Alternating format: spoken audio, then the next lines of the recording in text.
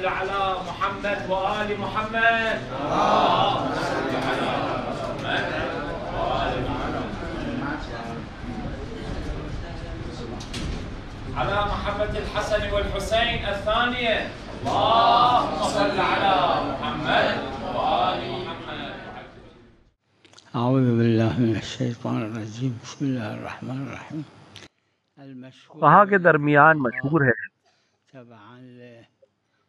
اور مقتضا ہے ادلہ تمام روایات کو جب ہم دیکھیں گے کہ وشم جو ہے مکروہ ہے. البتہ بعض فقہاء اس کو بعض روایات کے وجہ سے حرمت کے قائل ہیں، چاہے وہ اوپر ہو چاہے اندر ہو، یعنی ٹیٹو، لیکن یہ مکروہ ہے، چاہے مرد کے لیے چاہے عورت کے لیے، چاہے چہرے پر چاہے بدن پہ چاہے ہاتھ پہ، یہ مکروہ ہے. مرحوم شیخ انصاری رضوان اللہ تعالی علیہ نے اس مسئلے میں کتاب مقاصد محرمہ میں اس چیز کو ذکر کیا ہے. سلام علیک. بله.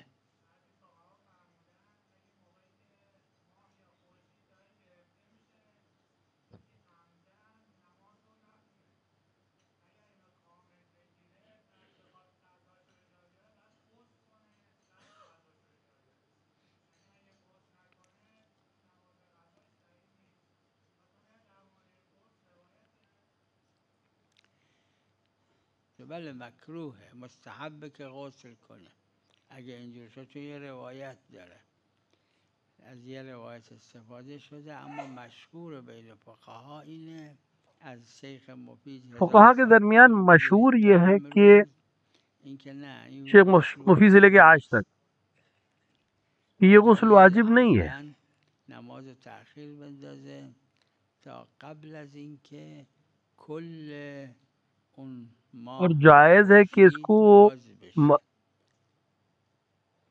اس نماز کو تاخیر کرے یہاں تک کہ وہ پورا جو خورشید گرفتگی یا ماہ گرفتگی یعنی گہن ہے وہ ختم ہو جائے.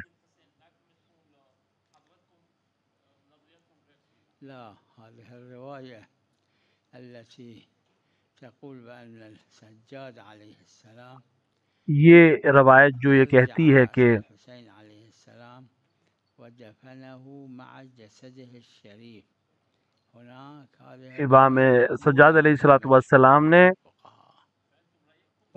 سر واپس لے کے کربلا اور امام حسین کے جسم سے ملحق کیا، اور یہ مقبولہ روایت ہے. علیکم السلام. شلون؟ ای لا لا لا لا، القرآن الكريم يقول بالحكمة والموعظة الحسنة. لا تضرب. قرآن کہتا ہے حکمت کے ذریعے اور اچھے اخلاق کے ذریعے اور موعظے کے ذریعے اس کو اولاد پر سختی نہ کریں، اولاد پر ان کو مارے نہیں، ان کو اصلاح کے ذریعے سے تربیت کریں، کیونکہ شریعت نے اس چیز کی اجازت نہیں دی ہے کہ آپ کسی کو تنبیہ کرنے کے لیے ضرب کا سہارا لیں، مارنے کا سہارا لیں.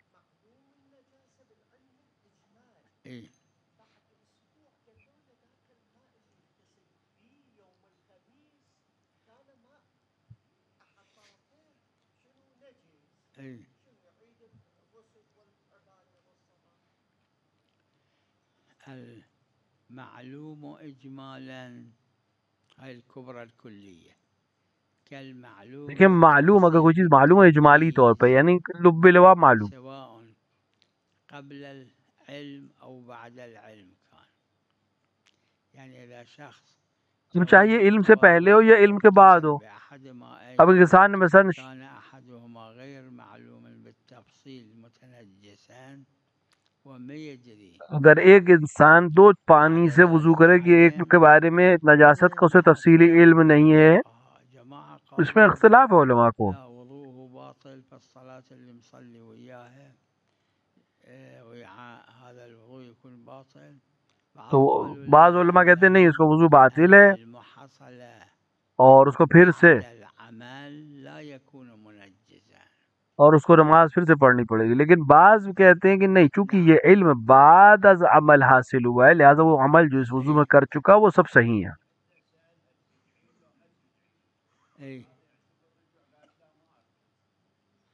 يعني الزوجة سألته الرجوع عمل الزوج مو عمل الزوجة إلا أن رجوع زوج کا عمل ہے، شوہر کا عمل ہے، زوجہ کا نہیں. الرجوع وكل شيء أمثال ذلك بحاجة إلى سوال کرنا خالی رجوع نہیں ہے، رجوع کو فعلیت چاہیے، عمل ایسا کرے جس سے معلوم ہو کہ یہ رجوع کر رہا ہے. خود سوال کرنا رجوع نہیں ہے.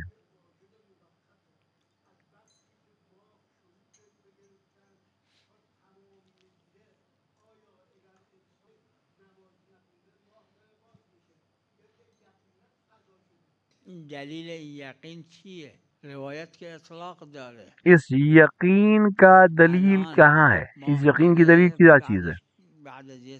ابھی مثلا چاند گہن لگا، تھوڑی دیر بعد پورا یہ گہن پورا ہو گیا، پھر دھیرے دھیرے کھلنے لگا. تقریباً 10 منٹ پہلے، یہ 10 منٹ جب باقی ہیں، ابھی یہ ہے یا نہیں ہے گہن؟ ابھی بھی گہن ہے. جب پوری طرح سے گہن ختم نہیں ہوا ہے، کھلا نہیں ہے، اس کو ہم گہن کہیں گے نہیں. تو دلیل کہہ رہی ہے کہ جب بھی چاند گہن ہو یا سورج گہن ہو، نماز پڑھو. ابھی یہ گہن ہے لہذا نماز پڑھے گا.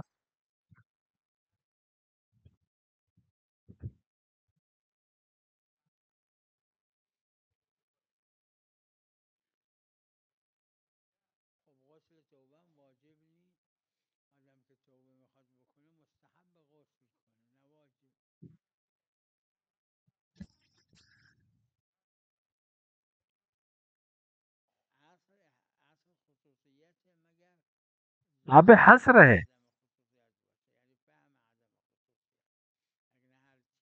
لیکن ظہور عدم خصوصیت میں ہے.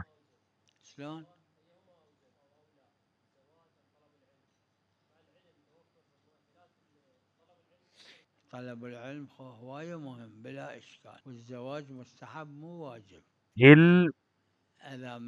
علم حاصل کرنا بہت اہم چیز ہے اور شادی مستحب ہے. خود شادی اگر نہ کرنا گناہ میں مبتلا ہونے کا سبب بن رہا ہو تب واجب ہو جاتی ہے. لیکن اگر طلب حرام میں مبتلا نہ ہو رہا ہو تو خود ترک زواج حرام نہیں ہے.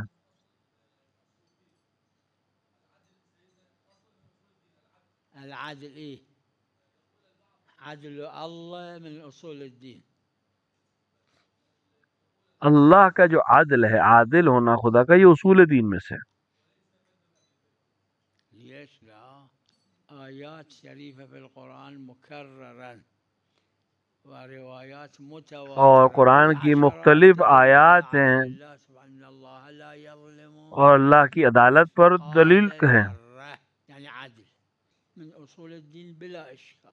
مثقال ذرے کے برابر وہ ظلم نہیں کرتا، یہ عدل ہے، عدل پر دلیل ہے. ماكو اشكال. السعي ما يحتاج الى لا ما يجوز.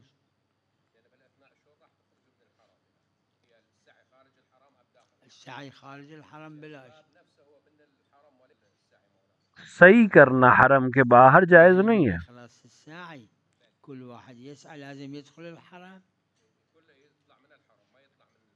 وما يجوز اذا ضروره اذا ماكو چارہ. لیکن جائز نہیں ہے اس کو باہر جانا. ہاں ضرورت ہے، کوئی راستہ نہیں ہے تو ایک الگ بحث. بعد السعي لازم يدخلون الحرم. ماكو باب آخر. ہاں یہ لوگ جو صحیح کرتے ہیں کہ ان کے لیے کوئی اور راستہ نہیں ہے حرم سے. اما اگر نزدیک ظهر اشکال نداره، بقصد طهارت، بقصد که با وضو باشه. وضو کی نیت سے کر سکتا ہے. على كل اذا کل الابواب مسدوده و ماکو چاره خب ماکو اگر چاره سارے ما من دروازے بند شیء ہیں ما من شیء حرمه تو اضطرار آ جائے گا. الله اضطرار کی وجہ سے اخرجه ہر چیز لمن حلال ہو جاتی. اضطر الیه اما اذا اكفت باب ہر وہ چیز جو لا حرام ہے يدخل اضطرار الحرام میں جائز ہو لا جاتی. يجوز دخول الحرام. بله وإلا اس کے لیے جائز نہیں حرم میں داخل ہونا.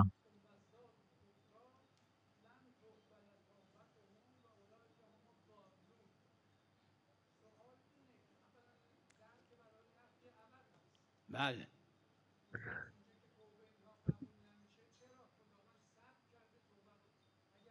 القرآن یفسر بعضه بعضا.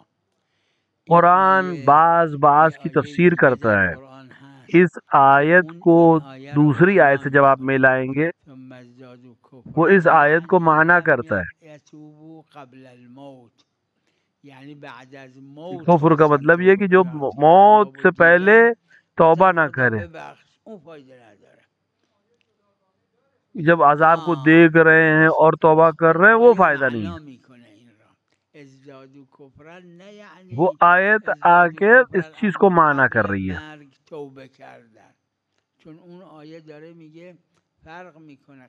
کیونکہ وہ آیت کہہ رہی ہے کہ موت سے پہلے کی توبہ اور بعد کی توبہ، یعنی سامنے دیکھنے کے بعد سزا کو پھر توبے کا فائدہ نہیں ہے.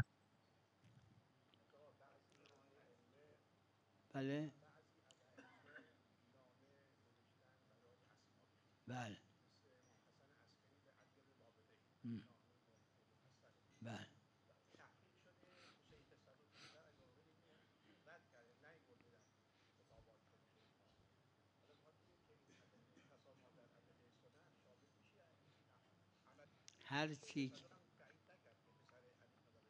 شیخ صدوق نیورده این نامه را دلیل نمیشه که این نامه درست نیست. شیخ صدوق نے اگر اس خط کو ذکر نہیں کیا تو اس بات کی دلیل نہیں ہے کہ یہ صحیح نہیں ہے. صحیح ہشام کی وجہ سے اس کو یہ من بلغہ کی وجہ سے مل جائے گا، حتی تک جھوٹے نے آ کے بیان کیا ہو. مگر یہ کہ ہم جانتے ہوں کہ یہ جھوٹ بولو گے، کیونکہ جو انسان جھوٹا ہے ہمیشہ تو جھوٹ نہیں بولتا، کبھی کبھی سچ بھی بولتا ہے. من بلغہ کی وجہ سے یہ مطلق روایت ہمارے لیے کافی ہے اس طرح کے موارد میں. شیخ صدوق نقل کرده تو بعضی کتابایی که کتابای شیخ صدوق 10 از کتاباش رفته از بین، خیلی از کتاباش. کیونکہ شیخ صدوق ممکن کسی اور کتاب میں نقل کیا، ہم تک بہت سی کتابیں نہیں پہنچی ہیں شیخ صدوق کی، شاید تو اس کتاب میں نقل کیا، اور یقین بھی نہیں کہ جھوٹ ہو. چونکہ یقین نہیں ہے کہ جھوٹ ہے لہذا صحیح ہشام کی وجہ سے یہ مورد بھی حل ہو جائے گا.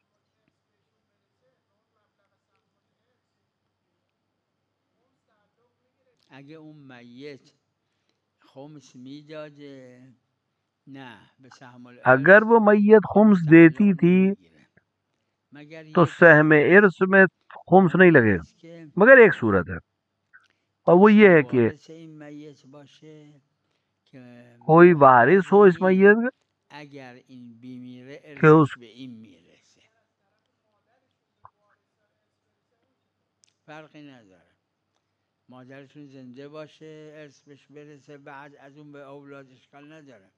اما اگه مادر مرده کوئی حرج نہیں، اگر ماں زندہ ہے اس تک ملے اور اس کے بعد پھر اولاد تک جائے کوئی حرج نہیں. نمیرسه تا از اون به اولاد برسه، مستقیم به اونایی که زنده هستن وقت فوت پدر اونا بهشون ارث میرسه. جو وقت باپ کے مرنے کے وقت بیٹے زندہ ہیں ان کو ملے گا ارث، کسی اور تک جائے گا ہی نہیں.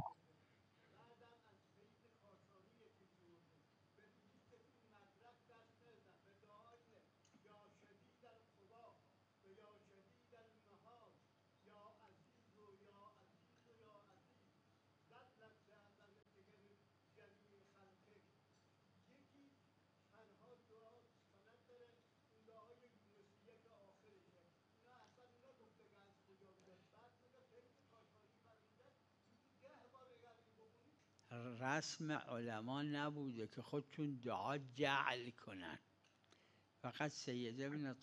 علماء خود سے دعائیں نقل نہیں کرتے.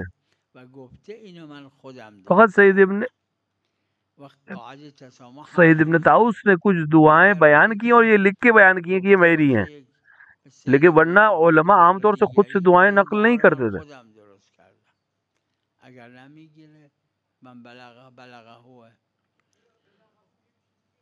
وَإِلَّا مَنْ بَلَغَهُ کی وجہ سے یہاں پر بھی مسئلہ نہیں ہے.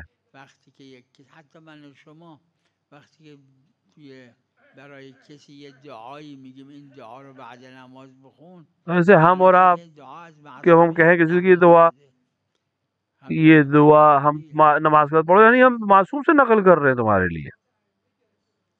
ظاهرش اینه کلمات عربی خودش اینجوری درست گفته نه من و شما مگه یه دعایی درست کنیم برای دنیا آخرت، برای خودمون، برای بستگانمون، برای دیگران و ملتزم خود دعا بنانے میں کوئی حرج نہیں، کیونکہ دعا ہم خود ایک دعا طے کر لیں اور ہم اپنے لیے دوسروں کے لیے دعا بنائیں، کیونکہ روایت میں جو بھی تمہاری زبان پہ آئے سب دعا ہے، کوئی حرج نہیں ہے دعا بنانے میں.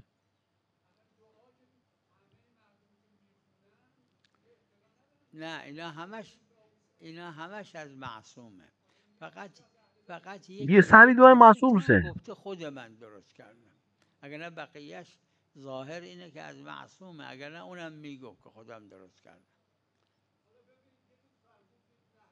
مگر یہ کہ انسان خود بیان کر دے کہ یہ معصوم سے نہیں ہے، میں نے خود بیان کی، جو کہ جیسا کہ علماء نے کیا ہے ہمارے.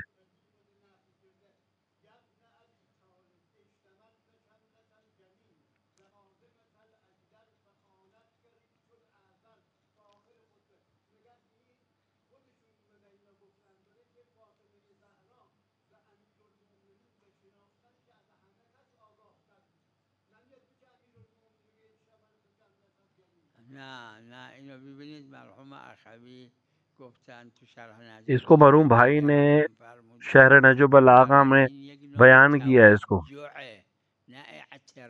یہ ایک توجہ ہے نہ کہ اعتراض. بیان وجع یعنی بیان علم حضرت زهرا علیه السلام، نه اینکه دارن به حضرت امیر اعتراض میکنن که چرا نیست. یہ اعتراض نہیں ہے. بلاغت کی کتابوں میں آپ دیکھیں، عربی کتابوں میں بلاغت کی جو کتابیں، توجہ اعتراض کے علاوہ ایک چیز ہوتی، گرچہ اس کی عبارت ایک جیسی ہوتی ہے. اون باید از فهمیده سوال کنه. اس چیز کو نہیں سمجھ سکتا ہے، اس کو اس سے پوچھنا چاہیے جو سمجھدار ہے یا جانتا ہے. یکی به اضافه به این دوتا سیومش هم اینه ایک تو یہ اگر کسی روایت یہ دو ایسا ہوئی، ایک اور بدونه که مشهور اگر کوئی مقبولہ روایت کو قبول کرے معتبر، تو نہج البلاغہ ایک مقبولہ روایت نہیں کہتے. سید نہج البلاغہ کو سید رضی کے نہج البلاغہ نہیں کہتے، نہج البلاغہ کو سید رضی امیر المومنین کی طرف نسبت دیتے.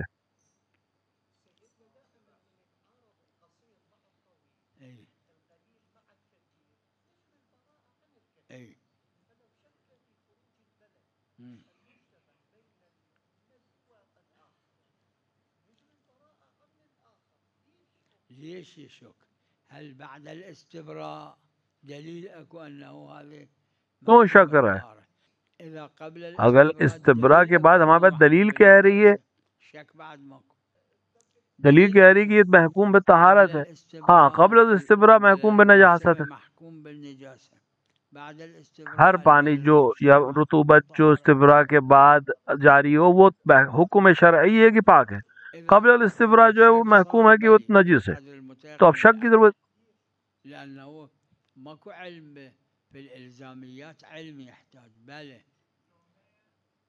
وجوب کے لیے ہمیں یا حرام کے لیے ہمیں علم کی ضرورت. جب تک علم نہیں ہے ہم احکام شریعہ کو جو حکم شرعی اس کے لحاظ سے جاری کریں گے. نه اما اونی که تو نهج البلاغه است درسته، اگه غیر نهج البلاغه سے سند نداره نه اونو نمیگم. نہیں، جو نہج البلاغہ کے میں نہیں ہے اور اس کی سند نہیں، اس کو نہیں کہہ رہے، لیکن جو نہج البلاغہ میں نقل ہوا ہے آیه قرآن وہ بیاد مقبولہ آیه ہیں۔ قرآن دیگر رو نفی کنه که بگه تناقض هست یا تضاد هست تنافی هست، این درست نیست. بله، چون معنا داره. اگر کوئی اس طرح سے عمل کرنا چاہے کہ ایک قرآن کی آیت کو نقل کر کے اس کے ذریعے سے کسی بیان یه آیه دوسری دیگه آیت کو تناقض بیان کرنا چاہے، کوئی حرج نہیں ہے کہ آیت کے ذریعے دوسری آیت کی تفسیر کر رہا ہے، یہ ٹھیک ہے، اونه که اشکال داره. لیکن اپنی رائے سے تفسیر کرنا یہ منع ہے۔ نعم تفسیر کرنا قرآن کا قرآن سے کوئی حرج نہیں ہے۔ لا، انا اکثر من مره ذکرت ان جبرائیل میں نے کئی دفعہ اس کو ذکر على رسول کہ الله جبرائیل رسول اکرم پہ جب نازل ہوتے تھے يقرأ كم جملة ويقول رسول الله هذا کچھ چیزیں بیان کرتے تھے رسول الله اور کہتے تھے رسول اللہ سے یہ قرآن ہے، بعدين احيانا يقول حالانکہ رسول اللہ عارف تھے، ويقول هذا تنزيل پھر کچھ جملہ کہتے تھے، يعني یہ تنزیل قرآن کے عنوان سے بیان کرتے تھے، بعدين یعنی شان نزول قرآن کی، كلمات ويقول هذا تفسيره پھر کچھ کلمے بیان کرتے تھے، یہ تفسیر ہے اس جملے کی۔ بعدين یہ احيانا تین چیزیں، كلمة او كلمات جبرائيل ينقل عن الله عز وجل پھر کچھ جملے بیان کرتے يقول تھے هذا تأويل یہ القرآن. خدا کی طرف سے، أربع یہ تعویل أشياء قرآن ہے۔ كان ينزل تو بها چار چیزیں جبرائيل على رسول الله جو جناب جبرائیل لے کر کے آتے تھے رسول اللہ کے پاس خداوند عالم کی طرف سے، وهو نفس القرآن كل پہلی تحريف ما صاير پہلا نفس قرآن، اس میں کوئی تحریف نہیں ہے، نقطة نہ کسرہ اس میں زیادہ یا کم ہوا ہے، نہ نقطہ کم یا زیادہ، کچھ نہیں، لیکن وہ باقی تین چیزیں اس میں تحریف ہوئی ہے۔ بلغ ما أنزل إليك یا ایھا الرسول بلغ ما انزل الیک من ربک، یہ قرآن ہے۔ رسول الله في اس کے اس کا جبرائیل فی علی، في علي قال هذا تنزيله يعني هذا بلغ يعني یہ بلغ تنزیل ہے، هذه كلمة في علي مو قرآن یعنی یہ جو بیان ہوا ہے یہ امیر المومنین کی، یہ تنزیل قرآن ہے، اس کے اندر تحریف ہوئی ہے، اور اس طرح کی بہت سی مثالیں ہمارے پاس ہیں۔ اور حدیث میں آیا ہے کہ امیر المومنین علیہ الصلوۃ والسلام نے رسول اللہ اکرم کی شہادت کے بعد قرآن جمع جو کیا وہ تنزیل اور تفسیر اور تعویل قرآن کے ساتھ، لیکن ان لوگوں نے قبول نہیں کیا، لہذا وہ قرآن امام زمان اجل اللہ تعالی فرجہ شریف کے پاس ہے جو پوری تعویل اور تفسیر اور تنزیل کے ساتھ، اس پہ بھی کوئی تحریف نہیں ہے، جو امام کے پاس ہے۔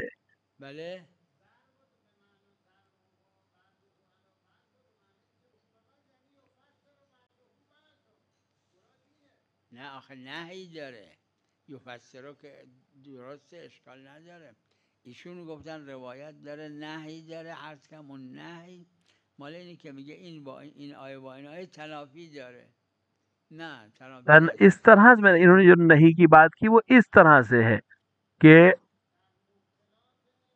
آیت کو آیت کے تقابل میں لا کر اس کی کہنا کی غلط ہے، یہ منع ہے، ورنہ خود تفسیر کرنے میں کوئی حرج نہیں ہے۔ بله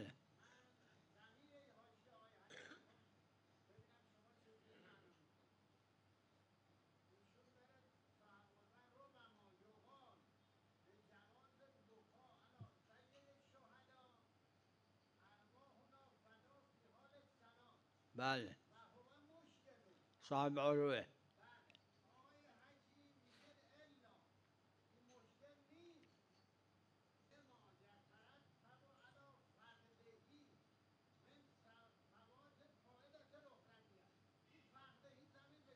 یعنی فقد این کہنا ہے بکا یعنی این گریه که میکنه برای امام حسین یہ رونا جو امام حسین علیہ السلام کے لیے نماز کے لیے ہے، گریه نکنه خدا ثواب گریه بهش نمیده، پس به خاطر ثواب شد.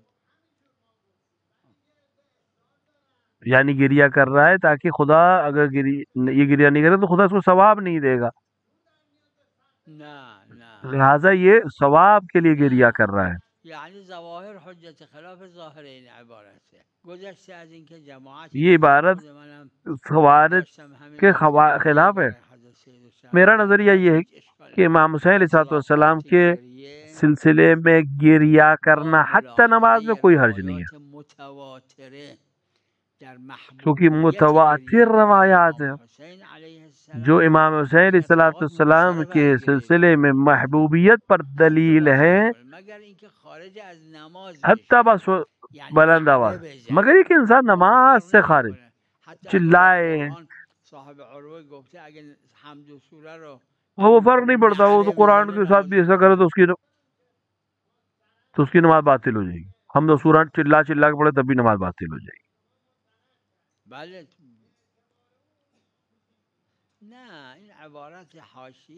میرا نظریہ یہ ہے کہ اس پہ کوئی حرج نہیں ہے.